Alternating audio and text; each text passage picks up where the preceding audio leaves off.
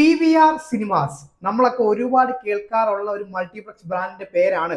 അപ്പൊ എന്താണ് ഈ PVR എന്ന് പറഞ്ഞു കഴിഞ്ഞാൽ നമ്മൾ പല ആൾക്കാർക്കും അതിന്റെ ഫുൾ ഫോം പോലും മര്യാദയ്ക്ക് അറിയത്തില്ല. അപ്പൊ ആദ്യം തന്നെ ഞാൻ അതിന്റെ ഫുൾ ഫോം പറയാം. PVR എന്ന് പറഞ്ഞു കഴിഞ്ഞാൽ പ്രിയ വില്ലേജ് റോഡ് ഷോ ഉള്ള അല്ലേ. അപ്പൊ ഇതിനകത്ത് എന്താണ് ഈ പ്രിയ, എന്താണ് ഈ വില്ലേജ് റോഡ് ഷോ, അതിന്റെ കാര്യമാണ് നമ്മൾ ഇന്ന് നോക്കാനായിട്ട് പോകുന്നത് കേട്ടോ. അപ്പൊ നമുക്ക് ഇന്ന് PVR ട്രാക്ക് ചെയ്യാം. ആദ്യം തന്നെ PVRന്റെ ഫൗണ്ടറിന്റെ പേര് തന്നെ പറഞ്ഞുകൊണ്ട് നമുക്ക് തുടങ്ങാം. മിസ്റ്റർ അജയ് ബിജ്ലി, അദ്ദേഹമാണ് ഈ ഒരു PVR സിനിമ സ്ഥാപിച്ചത് കേട്ടോ. അപ്പോ അദ്ദേഹം എങ്ങനെയാണ് ഇത്രയും വലിയൊരു ബിസിനസ് കെട്ടിപ്പടുത്തത് എന്നുള്ള കാര്യമാണ് നമ്മൾ ഇന്ന് നോക്കാനായിട്ട് പോകുന്നത്. അപ്പൊ മിസ്റ്റർ അജയ് ബിജ്ലി, അദ്ദേഹത്തിന്റെ കുടുംബം എന്ന് പറഞ്ഞു കഴിഞ്ഞാൽ ഒരു ബിസിനസ് ഫാമിലിയാണ്. 1988 അദ്ദേഹത്തിന്റെ പിതാവിന്റെ ബിസിനസ്സിലേക്ക് വന്നത്. അതൊരു ട്രക്കിംഗ് ബിസിനസ് ആയിരുന്നു. അമൃത്സർ ട്രാൻസ്പോർട്ട് എന്നായിരുന്നു ആ ഒരു ബിസിനസിന്റെ പേര്. പക്ഷേ സ്വാഭാവികമായിട്ടും അദ്ദേഹത്തിന് ഈ ഒരു ട്രക്കിംഗ് ബിസിനസ്സിനോട് യാതൊരുവിധ ഇൻട്രസ്റ്റും ഇല്ലായിരുന്നു കേട്ടോ. 1978 അദ്ദേഹത്തിന്റെ പിതാവ് അക്വയർ ചെയ്ത ഒരു തിയേറ്റർ ആയിരുന്നു ഡൽഹിയിലെ വസന്ത് വിഹാറിലെ പ്രിയ ലവ് വികാസ് സിനിമ എന്ന് പറഞ്ഞു കഴിഞ്ഞാൽ. അതുപോലെ 1990 23-ാമത്തെ വയസ്സിലായിരുന്നു അദ്ദേഹത്തിന്റെ വിവാഹം എന്ന് പറഞ്ഞു കഴിഞ്ഞാൽ. അപ്പോൾ അദ്ദേഹത്തിന്റെ ഫാദറിനോട് പറഞ്ഞു, എനിക്ക് ഈ ഒരു ട്രക്കിംഗ് ബിസിനസ്സിനോട് വലിയ താല്പര്യമില്ല, എനിക്ക് ഈ ഒരു സിനിമ ഇൻഡസ്ട്രിയിൽ നിൽക്കാനായിട്ടാണ് താല്പര്യം, അപ്പോൾ ഞാൻ അങ്ങോട്ട് പൊക്കോട്ടെ എന്ന് അദ്ദേഹം ചോദിച്ചു. അങ്ങനെയാണ് അദ്ദേഹം ഈ ഒരു പ്രിയ സിനിമാസിലേക്ക് വന്നത് കേട്ടോ. പക്ഷേ ഈ ഒരു തിയേറ്ററിലേക്ക് വന്ന സമയത്ത് അദ്ദേഹത്തിന് മുന്നിലുള്ള വലിയൊരു ക്വസ്റ്റ്യൻ എന്ന് പറഞ്ഞു കഴിഞ്ഞാൽ, ഈ തിയേറ്റർ ഇങ്ങനെയൊന്നും പോരാ, കുറേ കാര്യങ്ങൾ ഇതിനകത്ത് ചെയ്യാനുണ്ട്. അങ്ങനെ അദ്ദേഹം മുംബൈയിലെ സ്റ്റെർലിംഗ് സിനിമയെ ഇൻസ്പയർ ചെയ്തിട്ട് ഈ ഒരു തിയേറ്ററിലേക്ക് ഡോൾബി സൗണ്ട് സിസ്റ്റം ഇംപ്ലിമെന്റ് ചെയ്തു. അതുപോലെ തന്നെ സ്റ്റാഫിന് യൂണിഫോം കൊടുത്തു. അതുപോലെ ടോയ്ലറ്റ്സ് വളരെ ഹൈജീനിക് ആയിട്ട് വെച്ചു. ഇന്റീരിയർ കളർ മൊത്തത്തിൽ മാറ്റി. അങ്ങനെ ഒരുപാട് മാറ്റങ്ങൾ അദ്ദേഹം ഈ ഒരു പ്രിയ സിനിമാസിലേക്ക് കൊണ്ടുവന്നു കേട്ടോ. പിന്നെ ഇവിടെ സ്ഥിരമായിട്ട് കളിച്ചത് ഹോളിവുഡ് മൂവീസ് മാത്രമായിരുന്നു ആ ഒരു സമയത്ത്. അതേ സമയമായിരുന്നു നമ്മുടെ ഇന്ത്യൻ ഗവൺമെന്റ് ഈ സിനിമ ടിക്കറ്റിന്റെ പ്രൈസ് വളരെയധികം കുറച്ചത്. അപ്പൊ അതുകൊണ്ട് തന്നെ നമ്മുടെ പ്രിയ സിനിമ നന്നായിട്ട് അങ്ങോട്ട് പിക്കപ്പ് ചെയ്ത് മുകളിലോട്ട് കയറി പോകുമായിരുന്നു. പക്ഷേ ആ ഒരു സമയത്തായിരുന്നു ഷോക്കിംഗ് ആയിട്ട് നമ്മുടെ അജയ് ബിജ്ലിക്ക് ഒരു കാര്യം സംഭവിച്ചത്. എന്താണെന്ന് വെക്കുകയാണെങ്കിൽ 1992 അദ്ദേഹത്തിന്റെ പിതാവ് മരിച്ചു. അതോടുകൂടിയിട്ട് അദ്ദേഹത്തിന്റെ ആ ഒരു പഴയ ബിസിനസ്, ട്രക്കിംഗ് ബിസിനസ്സും ഈ ഒരു സിനിമാ ബിസിനസ്സും രണ്ടും കൂടെ കൈകാര്യം ചെയ്യേണ്ട ഒരു അവസ്ഥയിലേക്ക് നമ്മുടെ അജയ് ബിജ്ലി എത്തി കേട്ടോ. അപ്പൊ അദ്ദേഹം ആ ഒരു സമയത്ത് ചെയ്ത കാര്യം എന്താണെന്ന് വെച്ച് കഴിഞ്ഞാല്, രാവിലെ അദ്ദേഹം ഈ ഒരു ട്രാൻസ്പോർട്ട് ബിസിനസ് നോക്കും, പിന്നെ ഈവനിങ് വന്നിട്ട് അദ്ദേഹം ഈ ഒരു പ്രിയ സിനിമാസ് നോക്കും. അപ്പൊ അദ്ദേഹത്തിന്റെ അമ്മ ഇത് കൃത്യമായിട്ട് നിരീക്ഷിക്കുന്നുണ്ടായിരുന്നു. അപ്പം അവർ പറഞ്ഞൊരു കാര്യം എന്താണെന്ന് വെച്ച് കഴിഞ്ഞാൽ, ഈ ട്രക്കിംഗ് ബിസിനസ് പോകുന്ന സമയത്ത് അദ്ദേഹത്തിന്റെ മുഖത്തിൽ യാതൊരു സന്തോഷമില്ല, പക്ഷേ ഈ ഒരു തിയേറ്ററിലേക്ക് പോകുന്ന സമയത്ത് അദ്ദേഹം വളരെയധികം സന്തോഷവാനാണ്. അങ്ങനെ അദ്ദേഹത്തിന്റെ അമ്മയോട് ഈ ഒരു കാര്യം അവതരിപ്പിക്കുകയും കൂടെ ചെയ്തു. അങ്ങനെ ഫൈനലി അദ്ദേഹം ഈ ഒരു തിയേറ്റർ ബിസിനസ്സിലേക്ക് മാത്രം തിരിച്ചു വരികയായിരുന്നു കേട്ടോ. അപ്പൊ അതിന്റെ കൂടെ തന്നെ നമ്മുടെ പ്രിയ സിനിമാസ് നന്നായിട്ട് തന്നെ മുമ്പോട്ടേക്ക് പോകുന്നുണ്ടായിരുന്നു. അങ്ങനെയാണ് അദ്ദേഹം ശ്രദ്ധിച്ചൊരു കാര്യം എന്ന് വെച്ച് കഴിഞ്ഞാൽ, ഈ ഒരു തിയേറ്ററിന്റെ ചുറ്റുമായിട്ട് മക്ഡൊണാൾഡ്സ് പോലുള്ള വലിയ വലിയ ബ്രാൻഡുകളുടെ ഔട്ട്ലെറ്റുകൾ തുടങ്ങുന്നൊരു കാര്യം കൂടെ അദ്ദേഹം ശ്രദ്ധിച്ചിട്ടുണ്ടായിരുന്നു. അപ്പോ ഇനി ഇത് ഇങ്ങനെ നിർത്തിയാൽ പോരാ, കുറച്ചും കൂടെ വലിയ മെച്ചപ്പെട്ട രീതിയിലേക്ക് മാറ്റണം എന്നൊരു ആഗ്രഹം അദ്ദേഹത്തിന് ഉണ്ടായിരുന്നു.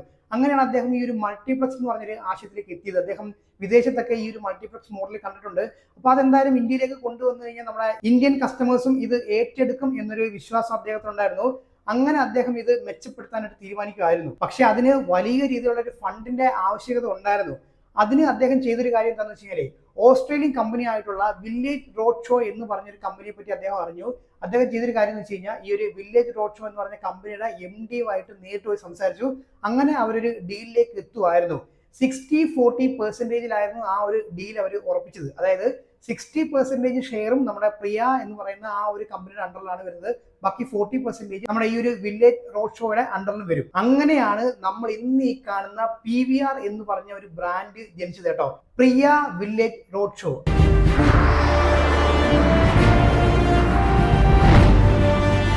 അങ്ങനെ 1997 ഇന്ത്യയിലെ ആദ്യത്തെ മൾട്ടിപ്ലക്സ് ഈ ഒരു PVRന്റെ അണ്ടറിൽ തുറക്കുന്നത് കേട്ടോ. പിന്നീട് അങ്ങോട്ടുള്ള വർഷങ്ങളിൽ പുതിയ പുതിയ മൾട്ടിപ്ലക്സ് തിയേറ്ററുകൾ ഓപ്പൺ ചെയ്യാനായിട്ട് തുടങ്ങി. പക്ഷേ നിർഭാഗ്യവശാൽ 9/11 അറ്റാക്ക് സംഭവിച്ചത് 2001 സമയത്തായിരുന്നു. അതിനുശേഷം നമ്മുടെ ഈ ഒരു road show, village road show എന്ന് പറഞ്ഞ ആ ഒരു ബ്രാൻഡ് പിൻവാങ്ങുമായിരുന്നു. അതോടുകൂടിയിട്ട് ചെറിയൊരു പ്രതിസന്ധി ഈ ഒരു കമ്പനി നേരിട്ടിട്ടുണ്ടായിരുന്നു. പിന്നെ നമ്മുടെ അജയ് ബിജ്ലിക്ക് 40% ഷെയറും കൂടെ അക്വയർ ചെയ്യേണ്ട ഒരു അവസ്ഥയിലേക്ക് കാര്യങ്ങൾ വന്നു. അപ്പൊ അവിടെ ഒരു വലിയ ഫണ്ടിന്റെ ആവശ്യകത ഉണ്ടായിരുന്നു.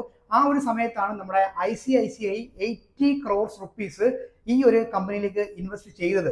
അതോടുകൂടി PVR ബാക്ക് ഇൻ ബിസിനസ്സിലേക്ക് വരികയായിരുന്നു കേട്ടോ. അങ്ങനെ 2006 ഈ ഒരു കമ്പനി പബ്ലിക്കായിട്ട് ലിസ്റ്റ് ചെയ്തത്. അത് കഴിഞ്ഞിട്ടുള്ള കാര്യം നമുക്ക് അറിയാവുന്ന കാര്യമാണ്. PVRന്റെ തിയേറ്ററുകൾ ഇന്ത്യയിലെ പല സംസ്ഥാനങ്ങളിലായിട്ട് കൂണുകൾ മുളച്ചു പൊങ്ങുന്ന പോലാണ് പല സ്ഥലത്തും ഇങ്ങനെ കുതിച്ചു പൊങ്ങിയത് കേട്ടോ. അപ്പോൾ ഒരുപാട് തിയേറ്ററുകളാണ് ഇന്നിപ്പോൾ പി വി ആറിന്റെ അണ്ടറിലുള്ളത്. 2022 ആയപ്പോഴത്തേക്കും 25 വർഷമാണ് പി വി ആർ സിനിമാസ് ആഘോഷിച്ചത് കേട്ടോ. അതേ വർഷം 2022 മാർച്ച് മാസമായിരുന്നു ഐനോക്സ് എന്ന് പറഞ്ഞ ഒരു ബ്രാൻഡ്, നമ്മുടെ പി വി ആറിന്റെ എതിരാളി എന്ന് വേണമെങ്കിൽ നമുക്ക് പറയാം, ഐനോക്സ് എന്ന് പറഞ്ഞ ബ്രാൻഡ് ഒഫീഷ്യലായിട്ട് അനൗൺസ് ചെയ്തു അവര് പി വി ആറുമായിട്ട് മെർജ് ചെയ്യുവാണെന്ന്. അങ്ങനെ അടുത്ത വർഷം 2023 ഫെബ്രുവരി ആയപ്പോഴാണ് ഒഫീഷ്യലായിട്ട് പി വി ആറും ഐനോക്സും കൂടെ മെർജ് ആയത് കേട്ടോ. അതിനുശേഷം, അതായത് ഇപ്പൊ നമ്മൾ കാണുന്നത് പി വി ആറിന് മാത്രമല്ല പി വി ആർ ഐനോക്സ് എന്നാണ്. പക്ഷേ പഴയ പ്രോപ്പർട്ടികൾ, അതായത് പി വി ആറിന്റെ പഴയ പ്രോപ്പർട്ടികളും അതുപോലെ തന്നെ ഐനോക്സിന്റെ പഴയ പ്രോപ്പർട്ടികളും ഒക്കെ അവരുടെ അതാത് പേരുകളിലാണ് അറിയപ്പെടുന്നത്. പക്ഷേ പുതുതായിട്ട് തുടങ്ങുന്ന മൾട്ടിപ്ലക്സ് തിയേറ്ററുകളൊക്കെ പി വി ആർ ഐനോക്സ് എന്നുള്ള പേരിലായിരിക്കും അറിയപ്പെടാനായിട്ട് പോകുന്നത്. അപ്പോൾ ഇപ്പോഴത്തെ നിലവിലൊരു സാഹചര്യം നോക്കുവാണെങ്കിൽ ഇന്ത്യയിൽ തന്നെ ഏറ്റവും വലിയൊരു മൾട്ടിപ്ലക്സ് ബ്രാൻഡാണ് നമ്മുടെ ഈ ഒരു പി വി ആർ ഐനോക്സ് എന്ന് പറഞ്ഞു കഴിഞ്ഞാൽ. അപ്പോൾ നിങ്ങളുടെ ഒരു എക്സ്പീരിയൻസ് ഒന്ന് കമന്റ് ചെയ്യുക. ഇപ്പൊ നമ്മുടെ ട്രിവാൻഡ്രത്തും അതുപോലെ തന്നെ കൊച്ചിയിലും ഒക്കെ പി വി ആറിന്റെ തിയേറ്റേഴ്സ് ഉണ്ട്. അപ്പോൾ നിങ്ങൾ അവിടെ പോയി സിനിമ കണ്ടിട്ടുണ്ടെങ്കിൽ എന്താണ് നിങ്ങളുടെ ഈ ഒരു എക്സ്പീരിയൻസ്? നമ്മുടെ അജയ് ബിജ്ലി എന്ന് പറഞ്ഞ ആ ഒരു മനുഷ്യന്റെ ഒരു ഫോക്കസ് ആണ് ഇന്നിപ്പോൾ നമ്മൾ ഈ ഒരു കാണുന്ന മൾട്ടിപ്ലക്സ് ബ്രാൻഡായിട്ട് ഇങ്ങനെ പല ആൾക്കാരും ഇങ്ങനെ വരുന്നത്. അപ്പോൾ നിങ്ങളുടെ ഒരു അഭിപ്രായം നിങ്ങൾ കമന്റ് ചെയ്യുക. അപ്പോൾ ഞാൻ നിർത്തുവാണ്. അപ്പോൾ നമ്മൾ പി വി ആറിന്റെ ചരിത്രം കണ്ടു കഴിഞ്ഞു. പി വി ആറുമായിട്ട് ബന്ധപ്പെട്ട ഒരുപാട് കാര്യങ്ങൾ ഇനി പറയാനുണ്ട്, അതൊക്കെ അടുത്ത വീഡിയോ പറയാം. അതൊരിക്കും ബൈ.